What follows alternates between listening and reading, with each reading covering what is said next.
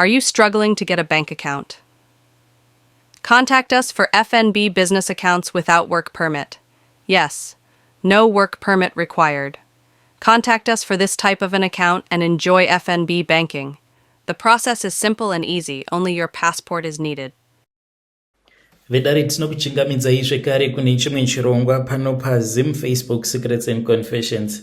Tadzoka zvekare nemamwe mamessages. Regedzai tibva tapinda mumamessages edu atadzoka takakubatirai.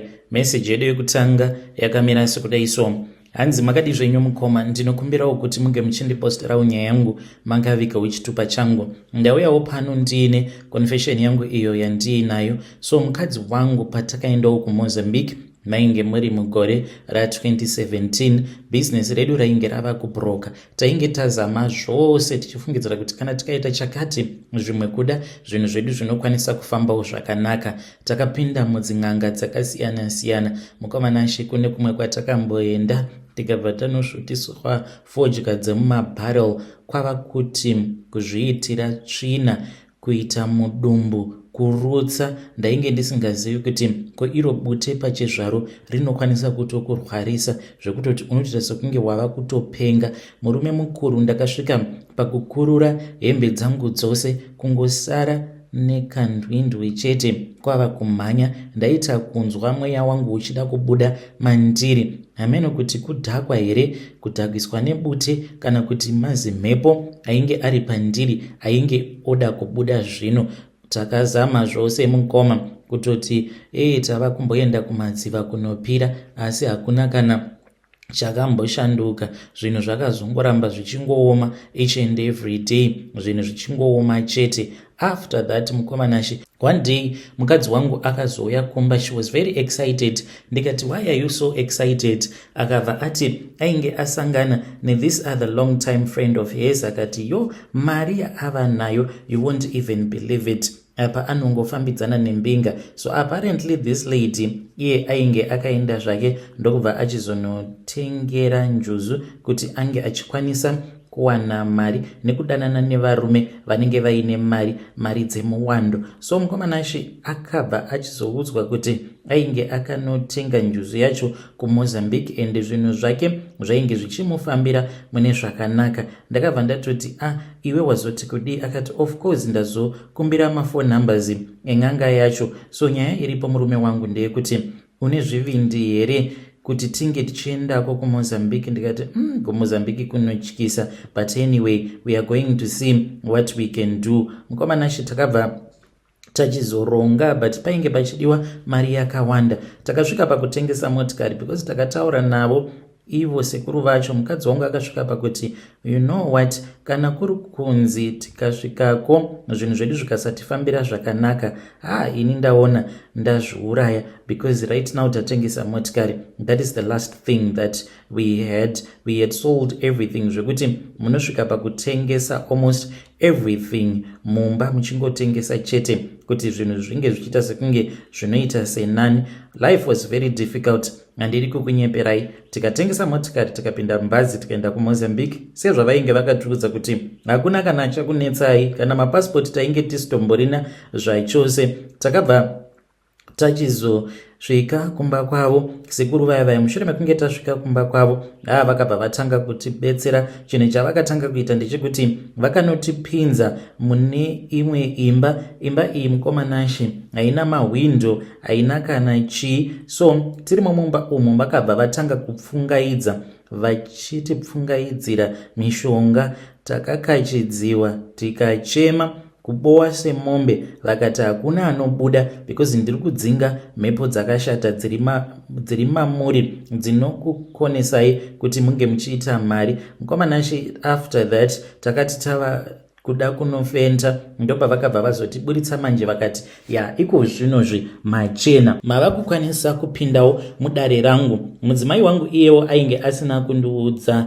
the full story. Ndakazotongozvinzwirawo mudare imo kuti mukadzi wangu ainge akatoudzwa kuti mhiko dzake dzainge dzichazova dzei. Mukadzi uyo wekumupa mafone numbers wekutenga njuzu ainge achingotevedzera mhiko dzacho idzodzo. Mukomana She I panicked ndikatomboramba ndikati izvi hazviiti, uri kuzviona sei mukadzi wangu? Of course tiri kutambura zvedu, but kuraya mwana wedu. But mukomana chisekuru vaya vakabva vati pane zvose izvo zvawaona hazvichatoiti kutoti process yacho inge ichidzokera kumashure, tava kutoita zvitoripo zvamanje manje. Mukomana mukadzi wangu iye mhiko dzake dzainge dziri dzekuti ainge asingafanire kuzogeza nhengo yake yesikarudzi yake zvachose iye pache zvake. Asi after 3 months ini ndini ndinozotora mvura ndosanganisa nemushonga ndobva ndamugeza sikarudzi. Saka pose apo paanenge achingofamba aine tsvina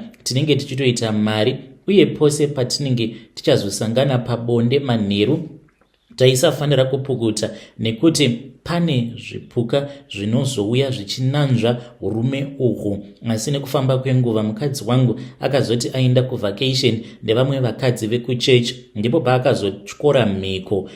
Hey mukomana ashika, I don't even know where to start with my story. Nyaya yacho yakarebesa, asi tichiriko kuMozambique ikoko payakataurwa nyaya iyi mukomanashi ndakapererwa. Mukadzi wangu akabva ati kunyangwe mukati hamudi ko kana tikadzokera kumusha kwacho vana vacho tichavapei, ingawane Mwari vakagara vakatipa vana vakawanda. I think vakatotipa vana ava vakawanda kudaro nekuda kwekuti vainge vachizozviziva kuti saIsaki one is supposed to be sacrificed. Ndakabva ndati kana uri iwo muonero wako hapatomborina kana problem. Mukomana chi ndakabva ndachizobvuma kuti chimwe chimukomana changu chinge chichizoita icho sacrifice, ndokubva azoti it is okay, but ainge achidawo kuti musikana ange achiita sacrifice. The choice was very hard. Sekuru vaya vakabva vati hapatomborina kana problem, vakabva vatora umwe mushonga wavo ndokubva vaumwaya pasi, vakabva vati tinge tichitsika mushonga iwoyo, vakati zita rauchataura kana wapinda murumu iyo ndo wacho iyeye watichazochekeresa. So mukomana chi ndakatsika mushonga uya ndokubva mukadzi wangu apinda, akakoniwa kana kutaura. Akati iye ainge achinzwa sekunge painge paine munhu ainge akamubata shaya dzake. Iniwo 10 yangu yakati yakwana ndokubva ndachizopindawo muya ndichingonopinda ndokubva ndatotaura zita remwana wangu mukomana. Zvakandirwadza hazvo, asi ndikabva ndati ndo zvainge zviripo. Mwana takabva tamucheka but izvi zvainge zvava kuitika muspirit world. Takamucheka ipapo pamira. Mushure mekunge taita zvose izvozvo ndokubva tatoona ropa rainge rava kubuda mufloor. Ivo sekuru vakabva vati musatya zvenyu vazukuru, mirirai munge muchizoona zvichazoitika. Mukomanashi takati takagara kudaro ndipo patakabva tachizoona kuti pane tumwe tumhuka tunotonetsa kana kutodescribe kuti twumhuka vani. Twumhuka utu mukomanashi twakabva twatanga kunanzva ropa riya, twakati twapedza kunanzva ropa rose zvikabva zvanzi zvaita zvenyu zvaita, your sacrifice has been accepted. Ndakatarisa mukadzi wangu ndava kutanga kufunga zvino kuti mhiko idzo dzose dzaainge akanzi anofanira kuti ange achizotevedzera ainge achazozvigona here, nekuti tainge takanzi hatifanire kuti tinge tichizochema nekuti kungonosvika kwedu kumba mwana ainge achazorwara and she was not going to recover. Zvechokwadi takati tadzoka kuZimbabwe mukoma mwana ndokubva atanga kurwara. Zvejutazi chete takabva tazoenda naye mwana uyu kuchipatara, mwana ndokubva achizoshaika. But pane vamwe doctor vakatozviona kuti there was something because mwana uyu hanzi ainge aine zvaainge achitaura pamusoro pangu. Saka doctor vakatozviona kutoti there was something that was taking place. So mushure mekunge mwana uyu ashaika hatina kana kuchema kana kuita sei, kwaingovo kuya kungoungudzawo but uchikontrola misodzi yako nemimwe mishonga yatainge takapiwa kuitira kuti tisazosvima misodzi nekuti mishonga yacho yaisazoshanda. Mushure mekunge taviga mwana takatoti nerimwe zuva namadhamu takangonzwa kuda kungobuda, so ndokubva tabuda tainge tisati tava nemotikari. Then umwe murume akabva ati muri kuendepiko? Tikati tikuenda kutown, even though tainge tisina mari. Akabva ati mirai ndinge tichikupai lift. Takati tichifamba mukomanashi, then ndokubva achizokwidza umwe mukadzi uyu akangokwira motikari iyoyo kwava kutoburuka akati ndakanganwa foni yangu kumba. Then uye akabva ati I'm not going to wait for this woman, I am late. Then motikari yakati yava kufamba, mukadzi wangu ndokubva anditswinya akati tarira uone. Akabva andirakidza kuti pasaidi paainge akagara painge paine chibhegi chainge chakazara ma-US dollars. Takabva tatora chibhegi chaicha tikabva tatoburuka same time. Then ndokubva tachitokwira tichitodzokera kumba, ndokutotanga kutoita mari patakaita. Takazotanga kabusiness kedu. Mukadzi wangu ainge ofamba nemukadzi uya wekutengera njuzu uya vachienda kunana Tanzania kunzvimbo dzakasiyana siyana vachinohodha. Zvino akazoti aenda kuvacation mukadzi wangu akati muswere wese wezuva sezvo kwainge kuchipisa ainge onhuwa zvino zvekuti umwe akatombobvunza kuti imi muri kunzwa chimwe chinhu chiri kunhuwa here. Ndipo paakabva achizogeza sikarudzi yake. Apa 3 months dzainge dzisati dzakwana, and even though dzainge dzakwana ainge asingafanire kuti iye ange achizozvigeza ega sikarudzi yake. Ndokutopanduka kwakazoita zvinhu izvi. Zvino zvinhu izvi zvava kuuraya mukomanashi. Hakuna chinhu chinorwadza sekuziva kuti chiri kuparadza dzinza chimbori chii. Apa iwewe unenge usitomborina kana control over chikwambo ichocho chinenge choparadza dzinza. Mukomanashi kwedu kunofiwa after each and every 3 years. Munhu anofanira kutoti ange achitodona. Kunyangwe vanhu vakanzi vafamba but havasi kukwanisa kundibata kuti inini ndini ndiri kukonzeresa everything that is happening in the family. Kana mukaposta nyaya yangu ndisevisei ndichange ndichizotevererawo ndiri mucomment section.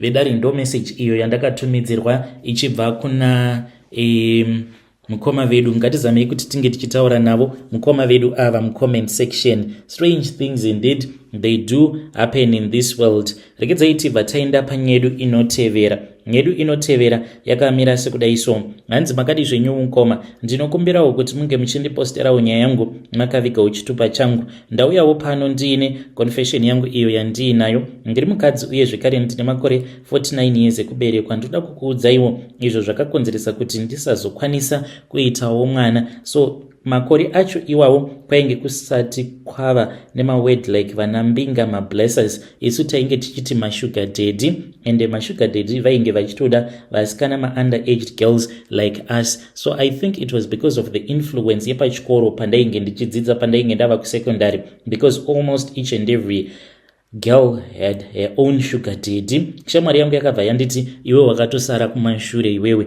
you need your own man. Ndakabva ndatanga kudanana nomumwe murume uyu ainge aine makombi ake ainge akawanda, but mukoma munhu uyu ainge akaromba. So since I was still very young, murume uyu aitondishandisa pakunoromba kwake ini ndisingatozvizivi. The first thing that he did mushure mekunge atanga kurara neni andibvisa umhandara, akabva achizotora imwe tsvimbo iyi mukoma akaipfekedzera mandiri, then ndokubva azotanga kuomberera akabva ati zvose izvi ndiri kuzviitira kuti unge uchizova mukadzi wangu. But ndakazoona kuti ndainge ndava munhu ainge ava kungogara achingorwadziwa nechibereko chete. Nguva dzose chibereko changu chainge chichingorwadza chete.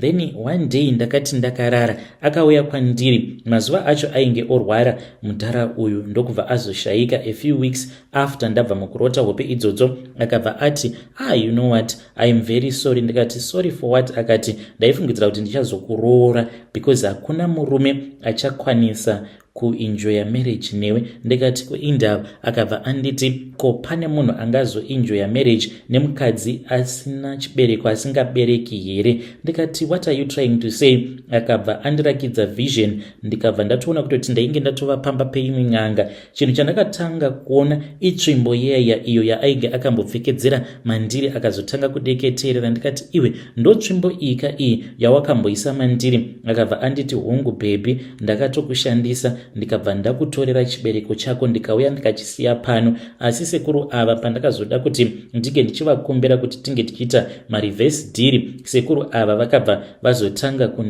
kundipopotera vachiti its either ndinouraya mwana wako nekuti chibereko ichi ndakatochitengeserawo umwe murume wekumozambique, saka uda kuti ndinge ndichiita sei? Komanashe ndiri kuhope kudaro ndakatanga kuchema, so ndichichema akabva anditi undiregerere, but inini ndatofa kudhara. There is nothing that I can do. I tried kuti ndinge ndichigadzirisa apo pandakakukanganisira, but it is already too late. Ko upenyu hwako hwose uchafa usina kana mwana iwewe. Komanashe, that is what happened. Ndakazongokura zvangu ndava kutoziva kutoti chibereko ndainge ndisisina. Nanhasi uno mukoma, it is very hard kuti ndinge ndichitoudza kana murume wandigere naye kuti izvi ndo zvakaitikawo kwandiri. Shungu dzekumuudza ndinadzo, but pekutangira ndipo pandisitomborina.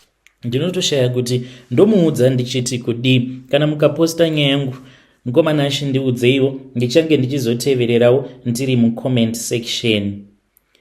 Hey, vedare ndo message iyo yandakatumidzirwa ichibva kuna vanzvadzi vedu. Zvakangoma hazvo vedu we, hanzi kudhara taingoti mashuga daddy, kwainge kusina mbinga kana kuti mablesser, but hanzi ndo zvandakasangana nazvo izvo pandakatanga kudanana nembinga yangu. Strange things indeed, they do happen in this world. Pane here zvimwe zvawakambosangana nazvo zvausina kunzwisisa murelationship yako mushure mekunge watanga kudanana nemukadzi wakatanga kudanana naye kana kuti nemurume wawakazotanga kufambidzana naye?